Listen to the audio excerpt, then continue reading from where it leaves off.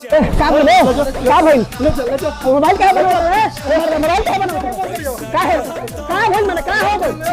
मैंने क्या कर दी मैंने क्या भैया है भैया ए भैया देखो ना ए भैया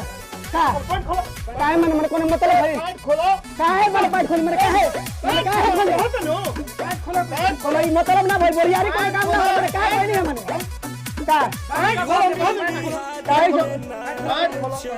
मैं के खोद पाटा तो मारा मुआ में जूठा पर खाली कर काला में लेके सुना तो मारा मारा खोलवाइए का मनी हो और मारा बोरियारी मना चले का तो मतलब ना भाई ठीक बनो पाइप खोलो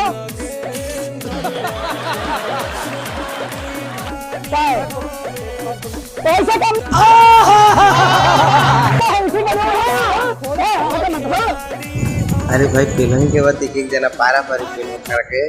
तो पेल लग रहा है तो जरूरी भइले बा ले जालो कोना में एकदम अनहारा वाले के जगह लाइट बंद करके फाटल कंडम ले खम उले ले पाहिन जो